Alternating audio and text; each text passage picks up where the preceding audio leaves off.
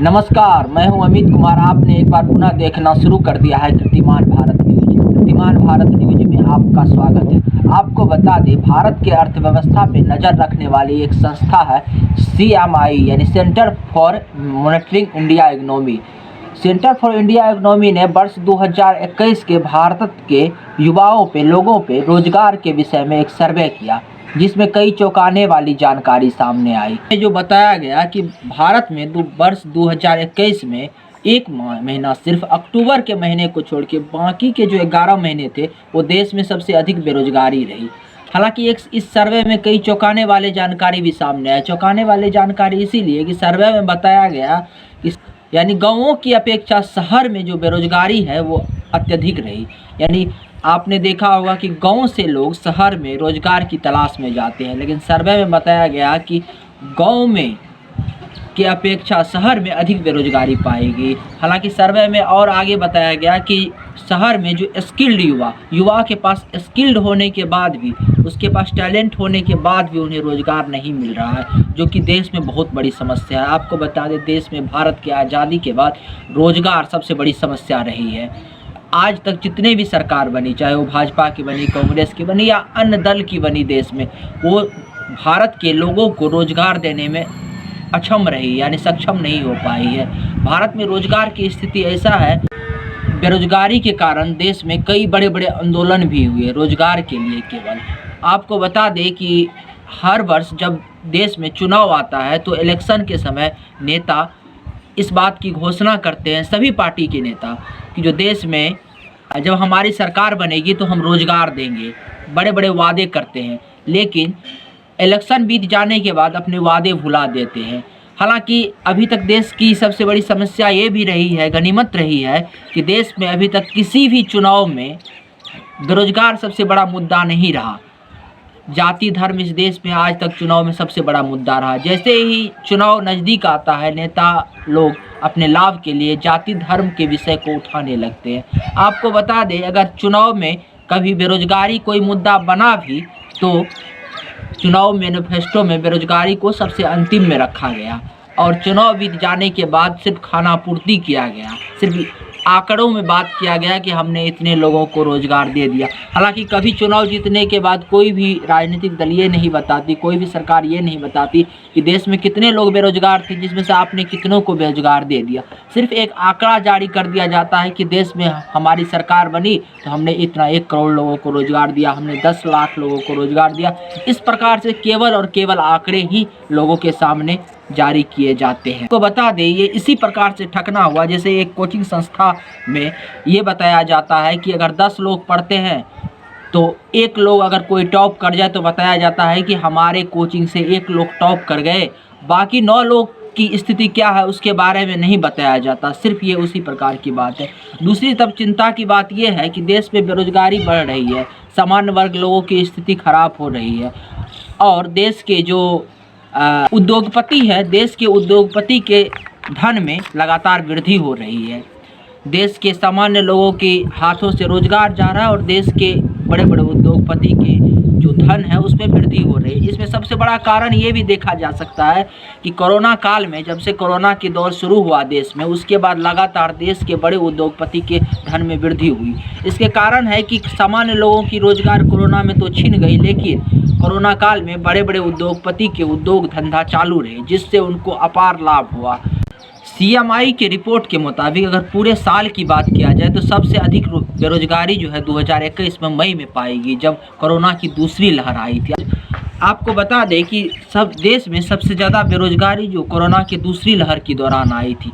देश में कोरोना की तीसरी लहर दस्तक दे चुकी है। ऐसा अनुमान लगाया जा सकता है कि तीसरी लहर के बाद हो सकता है देश में बेरोजगारी की स्थिति पुनः चरम पे पहुंच जाए। CMI के सर्वे में सबसे बड़ी चौंकाने वाली जानकारी आई कि देश में सबसे अधिक बेरोजगारी वाले जो राज्य जिसको शामिल किया गया उसमें हरियाणा में बेरोजगारी दर 34% बताया गया। वहीं दूसरा सबसे अधिक बेरोजगारी वाला राज्य जो है राजस्थान को बताया गया, जिसमें 27% बेरोजगारी बताया गया।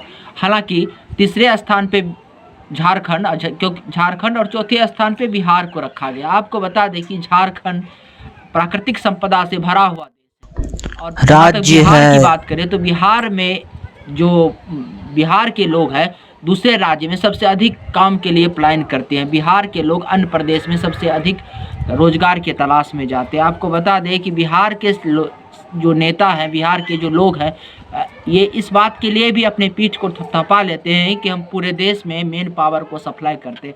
आपने सुना होगा कि कुछ दिन पहले बिहार के एक नेता का स्टेटमेंट आया हुआ था, जिसमें उन्होंने कहा था कि इस बात के कहते हुए अपने पीठ को थपथपाया था कि हम पूरे देश में लेबर पावर को सप्लाई करते हैं।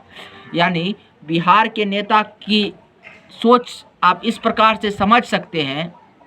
बिहार में लगातार 2007 से नीतीश कुमार की सरकार है। इतने वर्ष में बिहार में रोजगार का, बिहार के लोगों को उनके अपने राज्य में कभी रोजगार का अवसर प्राप्त नहीं हुआ। आज भी बिहार के लोगों को पलायन करना पड़ रहा है दूसरे राज्य में। बिहार के लिए सबसे बड़ी यही समस्या है।